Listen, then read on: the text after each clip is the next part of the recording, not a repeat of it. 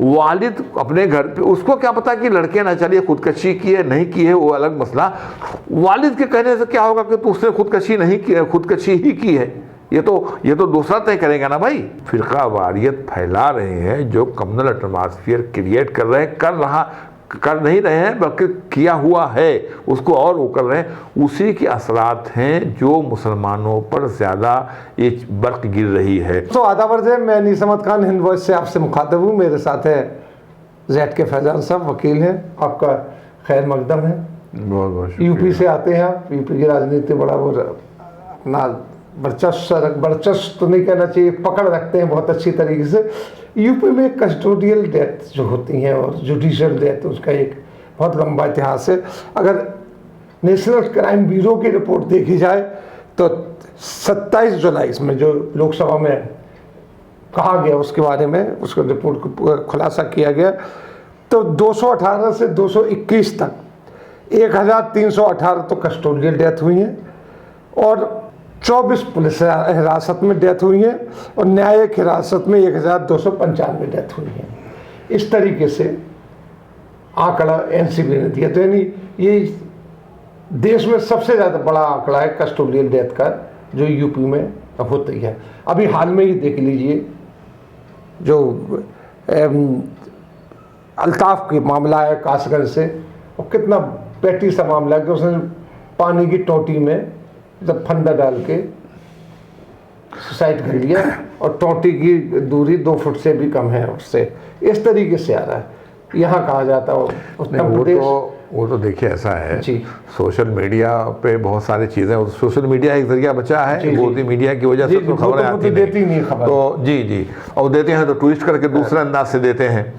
तो social media जो है सारी चीज़ों को एक्सपोज कर रहा है। मेरा इसमें सवाल है, जो सवाल है वो ये है कि क्या इसी तरीके से उत्तर प्रदेश और योगी जी जो कह रहे हैं कि हम सुशासन लाना चाहते हैं, तो कैसी तरीके से लाएंगे? अरे उनको कहने दीजिए, झूठ बोलने में मास्टरी है, योगी को भी मास्टरी है। उनके जो बात तो कहना ही गलत होगा, वो योगी जी नाराज हो जाएंगे। उनके जो काउंटर कहना चाहिए कि वो उसी लाइन के अंदर है। मोदी जी ये सब तो एक्सपर्ट हैं उसमें, तो योगी जी क्या कह रहे हैं वो छोड़िए, उसको समझा आपने। देश के सामने सारी चीज़ें हैं। जुडिशल कस्टडी के वाक़यात आज नहीं, बहुत हमेशा से होते रहे, लेकिन जब से ये गवर्नमेंट आई है तो ये बिल्कुल ही एक कॉमन बात हो गई है।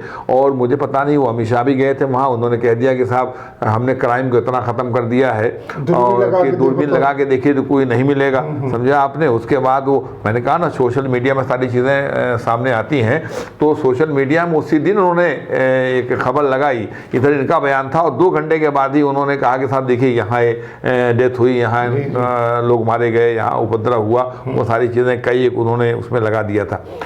ये जो कासगंज का वाक़या है, ये तो समझी में बात नहीं आती, इसलिए कि मैं सोशल मीडिया का जो कह रहा था उसमें सारी चीज़ें सामने आई। मैं आज ही उसकी एक वो फुटेज देख रहा था जिसमें कोई रिपोर्टर गया है और उसने वहाँ उसको किया है, जो वीडियोग्राफी की है, समझा। पुलिस की राइची तो खोला उसको, उसने अंदर जा कर के पहले पढ़ रहा था, उसको फिर देखने लगा।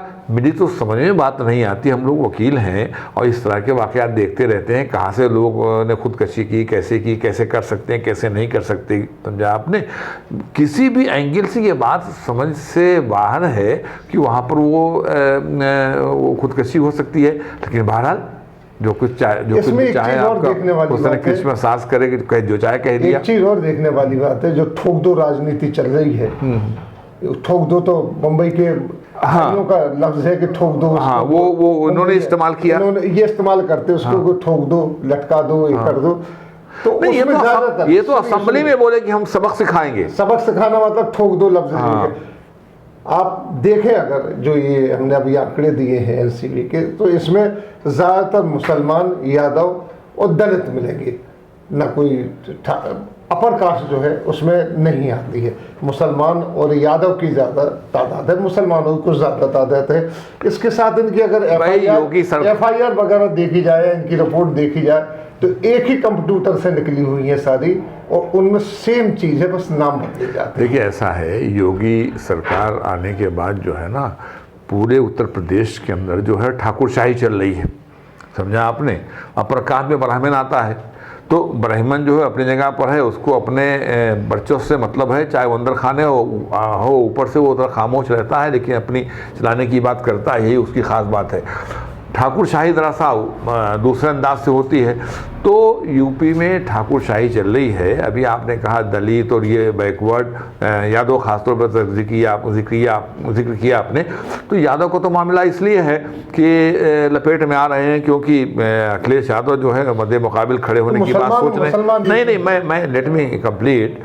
उसमें ये सब खाली कहने के लिए अगर आप पूरी लिस्ट मुरतब करें तो उसमें कहीं कोई यादव मिल जाएगा, दलित के लोग भी कम मिलेंगे, समझा आपने। ज़्यादातर जो अताब नाजिल हो रहा है वो मुसलमानों के ऊपर हो रहा है ये यूपी के अंदर, तो इसलिए ये बरकीर्ती बेचारे मुसलमानों पर, इसमें ये बिल्कुल सही है। तो वो अभी आप जैसे बुलंदशहर का वाक़या देखिए, मुसलमान था, कई जगह पर आप कस्टोडियल डेथ तो हर जगह, बहुत सी जगहों पर हुई है ना भाई। बरेली में हुई है, क्या कहते हैं आपके बुलंदशहर में हुई है, समझा आपने। तो हिंदू मुसलमान का मसला नहीं, कस्टोडियल डेथ तो एक अलग चीज़ है। लेकिन चूँकि ठाकुरशाही है, चूँकि फ़िरक़ावारियत है, फ़िरक़ावारियत का जहर घोल दिया गया है, तो इसलिए मुसलमान ज़्यादा लपेट के अंदर उसके अंदर आ रहे हैं, समझा आपने। ये है मामला उसके अंदर। अब ह्यूमन राइट्स ने न जाने कितनी बार कॉग्निजेंस लिया है, न जाने कितनी बार जो है सुप्रीम कोर्ट ने भी डायरेक्शन दिया है, बल्कि ये इस्टेब्लिश्ड हुआ है कि जब भी कस्टोडियल डेथ कोई होगी तो उसकी इंक्वायरी होगी।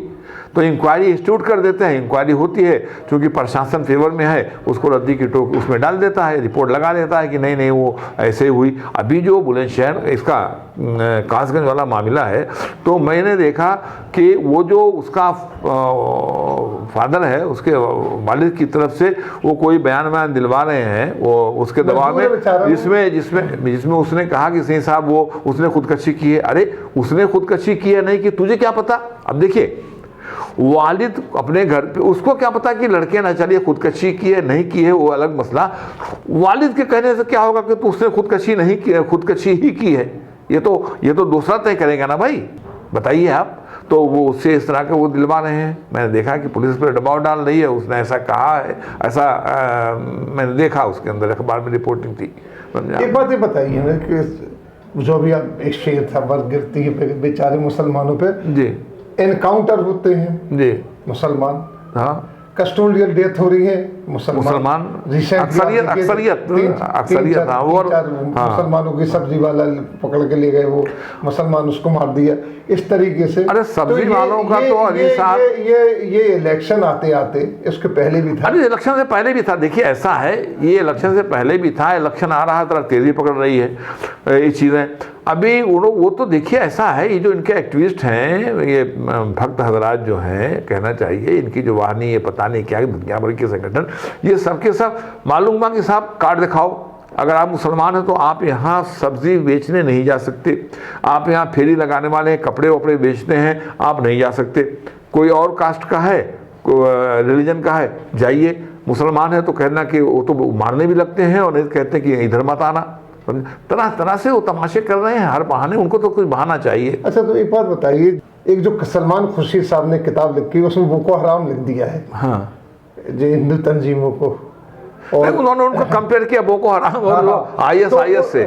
उस पर ऊपर आप हंगामा मचाने से क्या बेकार की बात है। हंगामा है क्यों, मेरी समझ में बात नहीं आ रही है। हाँ। उन्होंने एक बात लिखी है, उन्होंने हिंदू मजहब के बारे में उसकी क्लारिफिकेशन भी बाद में दिया है। हाँ। किताब में भी लिखा है कि हिंदू मजहब जो है बड़ा टॉलरेंट मजहब है, टॉलरेंस उसके अंदर बहुत है। सुनिए, मगर उन्होंने कहा कि ये जो हिंदुत्व के नाम पे तमाशेबाजी हो रही है, हिंदू मजहब नहीं कहा उन्होंने, हिंदुत्व कहा। नहीं, उन्होंने हिंदू मजहब के ताल्लुक से कहा कि ये तो बड़ा टॉलरेंट मजहब है और बहुत टॉलरेंस इसके अंदर है, मगर जो हिंदुत्व के नाम पर जो तमाशा हो रहा है वो तो बोको हराम और जैसे IS वाले कर रहे हैं कि मुसलमान, इस्लाम जो एक अलग चीज़ है, लेकिन IS हैं या ये बोको हराम, ये तो इस्लाम के नाम पर ही जब खुलेआम अखबारों में आ रहा, सोशल मीडिया में आ रहा है, तो इसमें एतराज़ क्यों कर रहे हैं? जब हो रहा तो हो रहा, एतराज़ तो करना है हमको, हम तो करेंगे किसी बहाने, हमको तो बहाना चाहिए। हम समझते हैं आजमाने को, उधर कुछ चाहिए सताने को, सीरियसली बात, उसमें क्या मसला है? वोट बैंक कैसे बने, कैसे फिजा खराब हो, उसी पर लगे हुए हैं, लगे रहेंगे। तो इससे फायदा क्या होगा? क्योंकि अब इलेक्शन, ये बात, अभी इलेक्शन आ रहे हैं, हम ये कहें कि इलेक्शन के टाइम अरे भाई, एक शुरू से चल रहा है। एक तो जहनियत होती है और उसके बाद उस जहनियत का फ़ायदा उठाने के लिए ये काम हो रहा है। जहनियत भी ऐसी होती है, मसलन ये कि एक आदमी उस हद तक नहीं जाके काम कर सकता, ये कर रहा है, तो इनकी तो जहनियत भी है। और दूसरी ये कि इलेक्शन के ताल्लुक से फ़ायदा उठाने के लिए काम कर रहे हैं, सीधी सीधी बात, उसमें क्या मसला क्या है? आप बताइए, आप यूपी के उत्तर, बेसिकली पूर्वांचल से भी आते हैं और पूरे नहीं, उसके देखिए ऐसा है, इसका फायदा, मेरा जो सवाल है, क्या इसका फायदा इनको इलेक्शन में मिलेगा? क्या यूपी की जनता इस बात पे खुश हो जाएगी कि एक उनका जो तबका है, जो 20% है, उसको दबाया जाए? देखिए, मिलेगा नहीं, मिल रहा है। आप बात को समझने की कोशिश कीजिए। मिल रहा है, साफ नजर आ रहा है, समझा आपने। और कभी कभी जब बात आती है, वो कह देते हैं कि साहब मशीन, अब ये यही सब हो, ये बेकार की बातें हैं, समझा आपने। सीधे सीधे हम देख रहे हैं, मशीनें एक जगह, 2 जगह, 10 जगह गड़बड़ हो सकती है, पूरे का पूरा इलेक्शन गड़बड़ हो तो इसका मतलब जो आ गया है वो रहेगा। मैं तो इस पर बहुत सारा यकीन नहीं रखता, इसलिए कि मैं अपनी आंखों से देख रहा हूँ कि जो इनका जो गेम है वो अपने गेम में कामयाब हो रहे हैं। सीधी सीधी बात उसके अंदर आप कह रहे हैं। कौन सा तबका? अब सुनिए, अब मिलेगा नहीं मिलेगा इसलिए कि सिचुएशन बदलती रहती है ना। आज तक उनको फ़ायदा मिल रहा है और उस फायदे को मज़ीद से मज़ीद वो बढ़ाने की कोशिश कर रहे हैं, सीधी सीधी बात है। तो आप ये बताइए कि जो फ़ायदा मिल रहा है, जो आपने बात कही, हाँ, तो ओवैसी साहब जो 100 सीटें लेके आ रहे हैं, लड़ रहे हैं वहाँ पे, वो भी उन्हीं को फ़ायदा देने के लिए होंगी? तो वो बात तो ये तो खुली हुई बात है। वो किस मकसद से, किस तरह से आ रहे हैं, मैं ये तो नहीं, उसमें छोड़िए, एक अलग बहस है। लेकिन जो उनका अमल है उससे इसको यकीनन फ़ायदा मिलेगा। इसलिए मैं कहता हूँ, जब चुनाव करीब आएगा, 1 महीना रह जाएगा, जब टिकटों का बंटवारा हो जाएगा, तो वो तमाम चीज़ें तब खुल करके सामने आएंगी। एज ए होल जो है, वो आपने जो सवाल किया, उसमें उनको फ़ायदा मिल रहा है। जैसे सुनिए, बनारस में जाके जम गए, सुनिए, जैसे आज की तारीख में बिखराव का, अपोजिशन के बिखराव का फ़ायदा जो है वो बीजेपी पा रही है, वहीं पर अपना कमलर हेटेड का फ़ायदा भी बीजेपी का रही है, समझे आपने। ये है, यानी जो कर रहे हैं वो एक स्ट्रेटजी के तहत आ रहे हैं। बिल्कुल, एक कस्टोडियल जो डेथ हुई है, बिल्कुल, वो भी उनके स्ट्रेटजी। कस्टोडियल डेथ तो कस्टोडियल डेथ जो है उसको देखिए, कहीं न कहीं लाइन खींचनी पड़ती है। वो कस्टोडियल डेथ जो ये फिरका वारियत फैला रहे हैं, जो कम्युनल एटमॉस्फेयर क्रिएट कर नहीं रहे हैं, बल्कि किया हुआ है, उसको और वो कर रहे हैं, उसी के असरात हैं जो मुसलमानों पर ज़्यादा ये बर्क गिर रही है। कस्टोडियल डेथ जो है वो पहले भी होती रही है। सुनिए, नहीं, लेट मी कम, सुनिए ना, कस्टोडियल डेथ इस योगी सरकार के पहले भी होती रही है, आज भी हो रही है। सुनिए, आज भी हो रही है। ये एक पुलिस का मिजाज है, रवैया है, उनका तरीक़ाकार है, उनकी गलत ट्रेनिंग है, वो तमाम चीज़ें उसके लिए जिम्मेदार हैं। उस पर लंबी बहस होने को, लेकिन मुसलमानों पर इसलिए अताब आजकल नाज़िल हो रहा है कि ये योगी हुकूमत में फ्री छूट है कि मुसलमानों के ख़िलाफ़ कुछ भी करो, उसके अंदर खाने इजाज़त है। और पुलिस को एक इंस्ट्रक्शंस है, कहना चाहिए वर्बल, कि इनके खिलाफ जो भी हो उसको होने दो, समझा आपने। बल्कि उसकी पब्लिसिटी भी करो, ताकि पब्लिसिटी होगी तो में हमारा वोट बैंक मजबूत होगा। सीधी सीधी बात। खान साहब ये कहना चाहते हैं जेड के फैजान साहब के पूरा का पूरा चुनाव जो यूपी का है वो सांप्रदायिकता पे लड़ा जा रहा है। वो सांप्रदायिकता भी किसके साथ? मुसलमानों के साथ। सांप्रदायिकता दूसरी सबसे बड़ी जो वहाँ पे जनसंख्या है मुसलमानों की, 20% मुसलमान है, जो कि ऑन रिकॉर्ड है। अगर वो एक तरफ जाते हैं तो किसको जीत का मज़ा मिलेगा और किसको हार का खमियाजा भुगतना पड़ेगा, ये अब मुसलमानों को सोचने की बात है। अब उनको सोचना है, और सेकुलर हिंदुओं की सोचने की बात है कि वो जाए कहाँ। हिंदू ऐसे नहीं कहता किसकी तरफ जाना चाहिए, लेकिन हाँ, जो जनता के हक में हो। क्योंकि इस बीच में अगर देखें तो यूपी ने कोई तरक्की नहीं की है अखबारों में विज्ञापनों के अलावा। ये जनता के हक में है कि उस सरकार को इलेक्ट करें जहां से रोजी रोटी का मसला हल हो सके। आप देख लीजिए, क्योंकि यूपी के हक में ये है कि वहाँ एक ऐसी सरकार आए जो सरकार हो, वो कम्युनल ना हो, इसी के साथ हम आपसे लेते विदा, अगले में फिर हाजिर होंगे, तब तक के लिए दीजिए